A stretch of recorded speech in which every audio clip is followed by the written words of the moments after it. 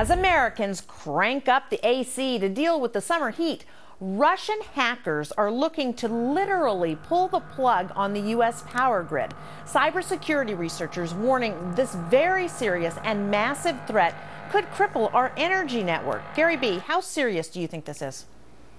Brenda, it's so serious. I think that cybersecurity is going to be, just like the Army, Navy, Air Force, Marines, a pivotal part of our armed forces. I do think if we have a world war, I think it's going to be in cyber. Think about if someone had maliciously had the impact that Hurricane Sandy did on the East Coast. I mean, how devastating that was for people still to this day, by the way.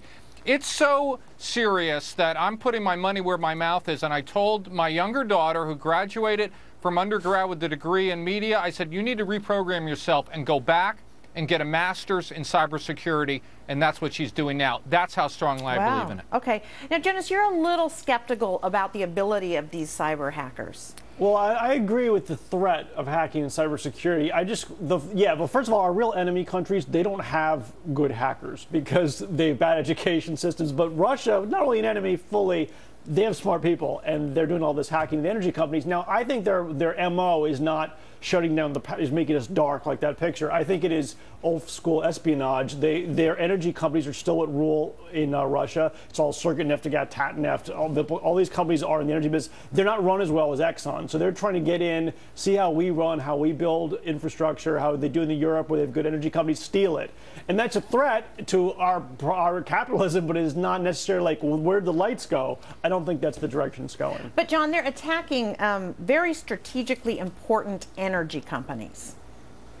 Yeah, and that is a problem that we're going to have to deal with. Look, no superpower has ever controlled all four oceans like the United States does right now. Militarily, we're not going to be attacked, most likely, and it's certainly probably not going to succeed under any circumstance for decades to come. But you look at what happened in Iran with the nuclear reactor that was melted by the Stuxnet computer virus, later melted by the flame virus. If you have a petro-rich country that can spend $1 billion to $2 billion, you can buy an elite group of hackers. You don't have to have them yourself. And to me, that is the greatest threat that I agree with Gary B. 100% that the U.S. faces in the next 10 years. Okay, David, quickly. I think it is a serious threat. I agree with Gary B. on that. I don't think blaming the Russians on it will get a fix or address the problem we face. And that, like Gary B., I agree. We need to put our money where our mouth is and take some action to protect not only our power grid, but our infrastructure in general, which we haven't been doing of late. And we need to do it so we're not lamenting it later and paying more for it later as well. Go ahead, Tracy. But Brenda, forget terrorism. I mean, the grid itself should scare people. It's just old. Energy consumption is increasing. Government regulation and policies affect it.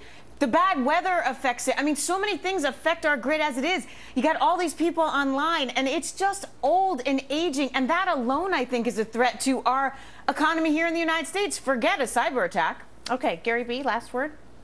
Well, to the point made earlier, maybe they don't even need good hackers. It seemed like I could go into the Pepco site here and bring the Pepco grid down, and I'm not a hacker, so. Exactly. All right, well, we're counting on your daughter to help out. Okay, thanks, guys.